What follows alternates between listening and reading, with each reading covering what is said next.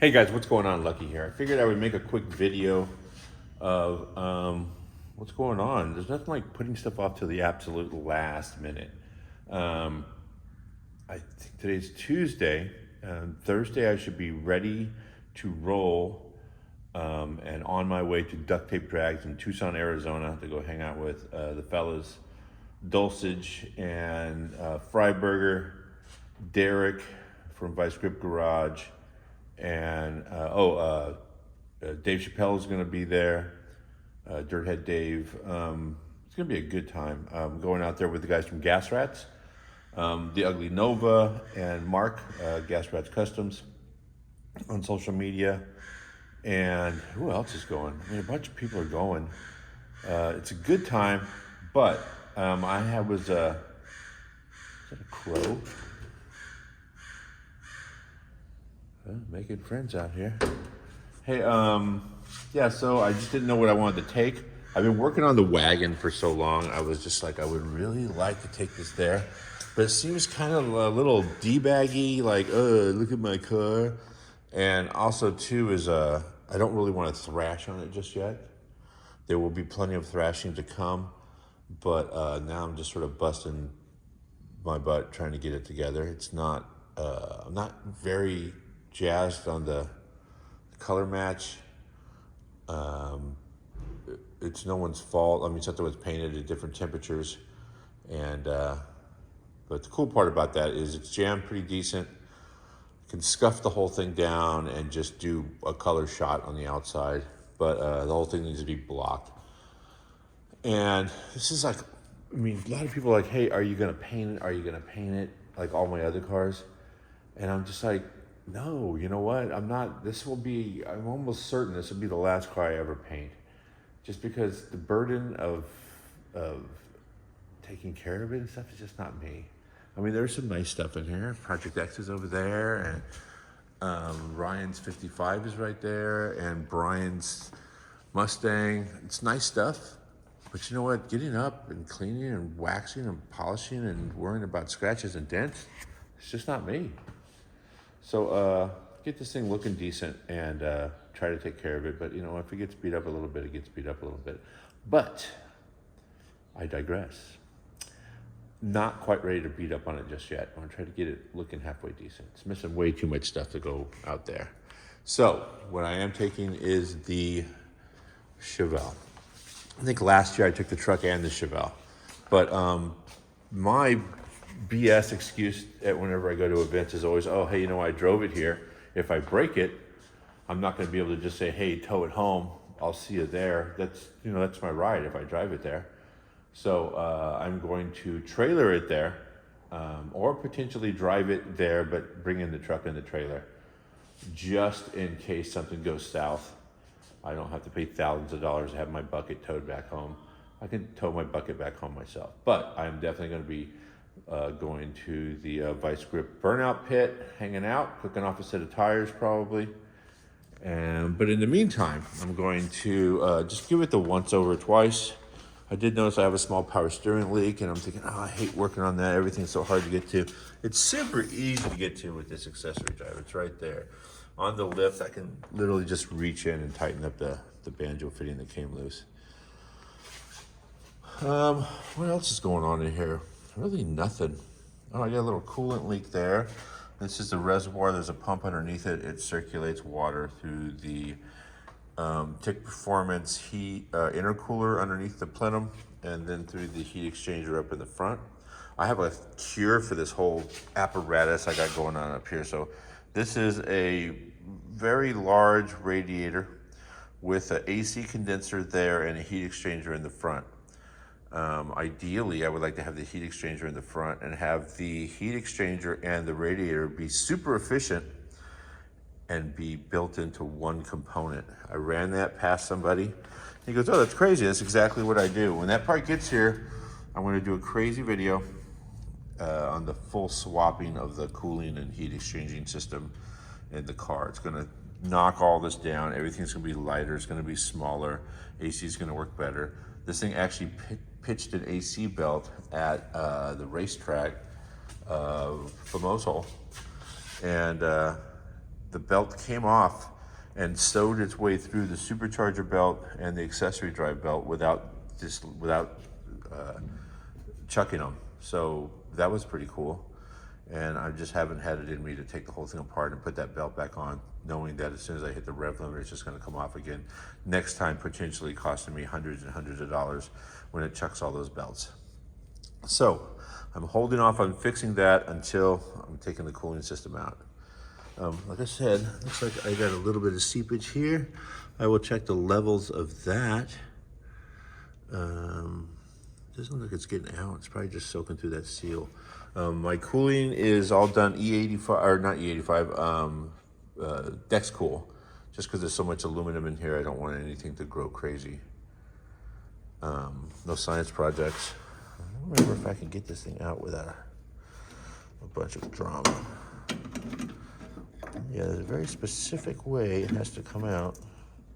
I think I can flip that there, push this down, and it comes out. Yeah, okay, thought so. I can look inside there. Let me just get the flashlight.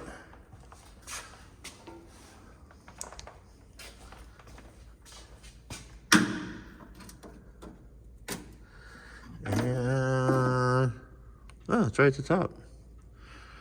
So that's all good.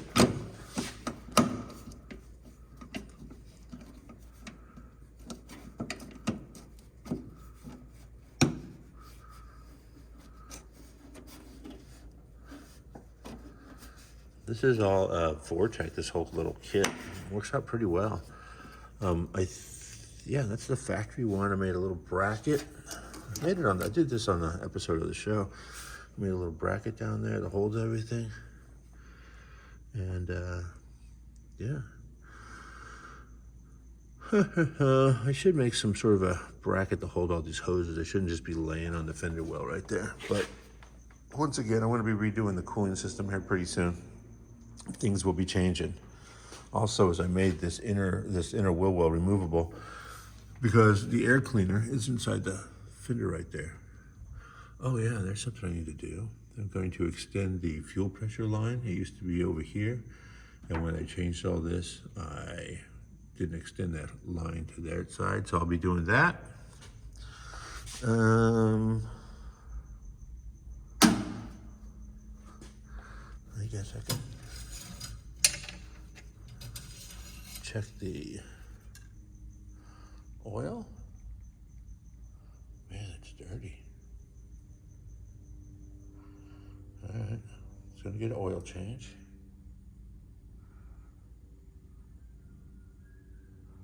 So oil change is in the mix for sure. I know I have the oil here too, so that's cool. I have to do a detail. And by detail, I mean just blow it out with the air hose.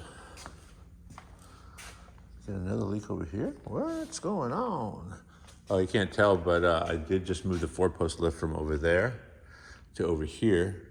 Just because if it was over here, it was great for storage. I could put cars up and just forget about them, but I'm actually using it to work on stuff over here, which I wasn't planning on doing. It's just kind of worked out that way.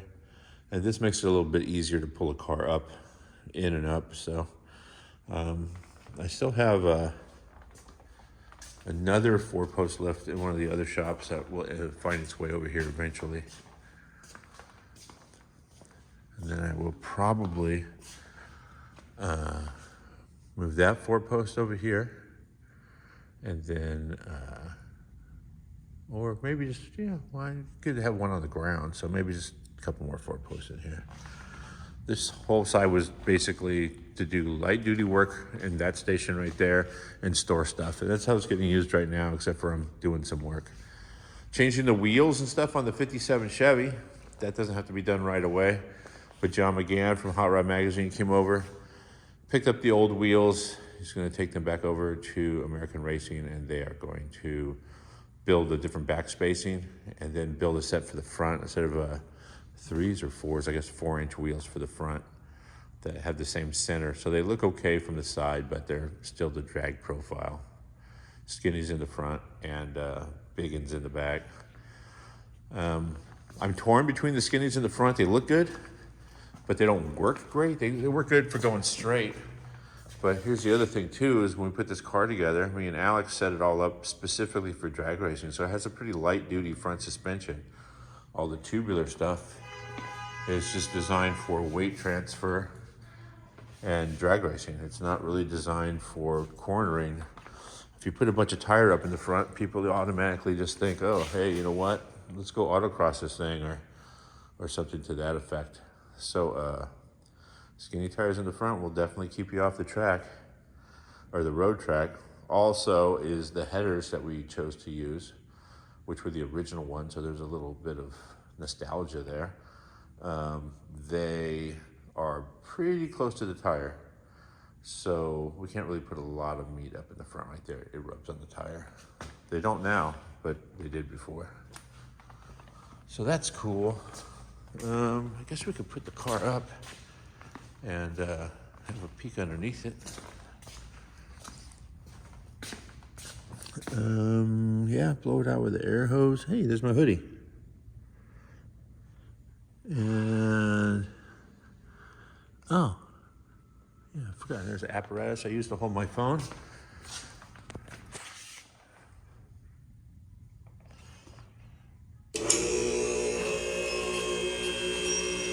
This will take a while.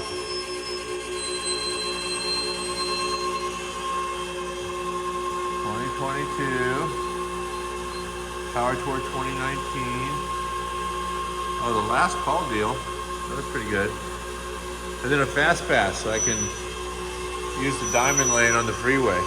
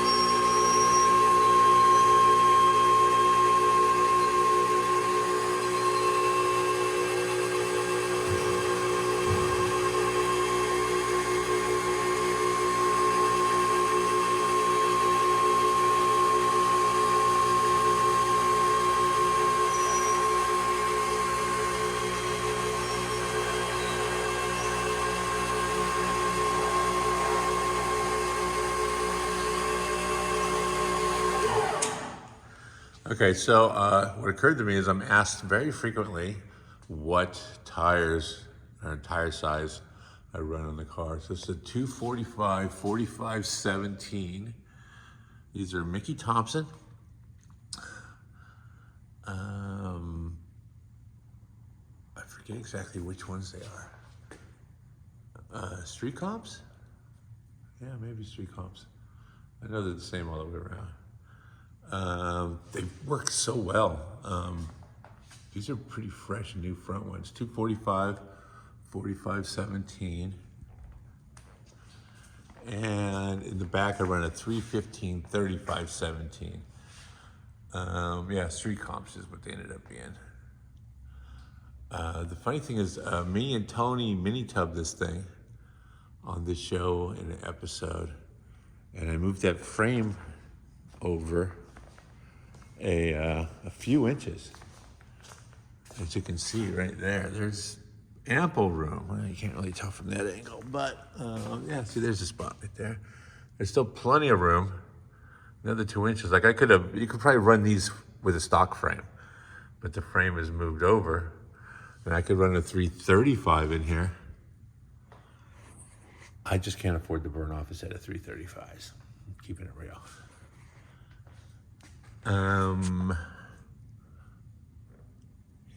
This is all Ride-Tech suspension. These are the ones with the three-way adjustables with the reservoirs, front and back. This is a Fab 9 rear differential. I will say that every time I drive it, I don't see anything today. So you know what? I'll keep that to myself. But I've done axle bearings in this thing, I don't know, 6 times. 5 times. And someone told me it's a good chance the axle housing is bent. Doesn't look to be leaking today, so maybe I lucked out. New drive shaft, I've gone through a few in this thing. And these are the telltale signs that you have a red brick driveway right there. And that your car might be a little bit too low. By looking at all that right there. And then not caring and driving it anyway. So it's a red brick driveway right there. And then I just went to my friend's house for a birthday party the other day and I drove this thing. And they have one of those driveways that has grass growing in the middle. You know, those really nice homes. And that's the grass right there. So when I left, there was chunks of grass torn out of their driveway. I felt terrible. Actually, I didn't really feel terrible, but I got over it pretty quick. All right, well, nothing is coming loose, nothing is leaking.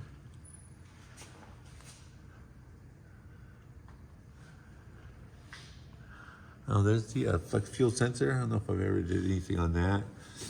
So this is a GM flex fuel sensor right here. It basically samples the fuel as it goes by and determines how much of E85 is in the tank and how much is fuel, what percentage basically. And the gig is, this is a -6, this sensor. So this company, and I wish I could remember their name. 40T. Performance E85 sensor. Yeah, 40T Performance.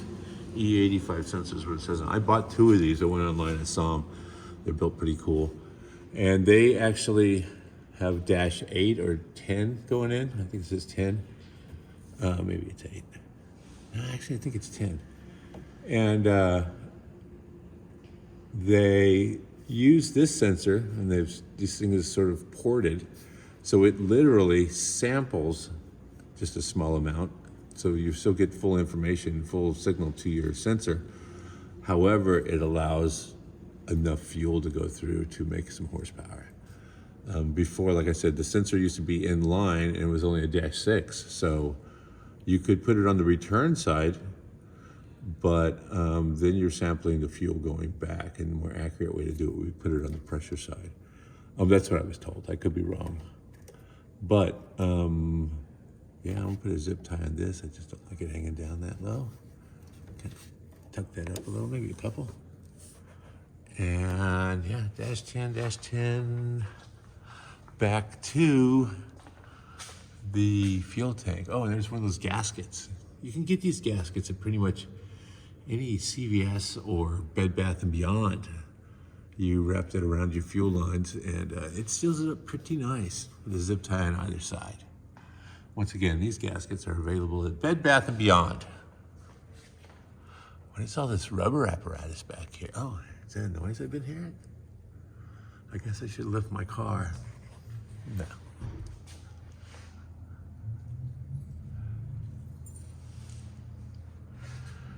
Man, I actually wish that this thing could get a little bit lower, but to do that, I have to get rid of the exhaust. The exhaust already just barely brushes against the differential. If this thing wasn't gusseted like this, it probably wouldn't be a problem, but it is gusseted, so that is a problem.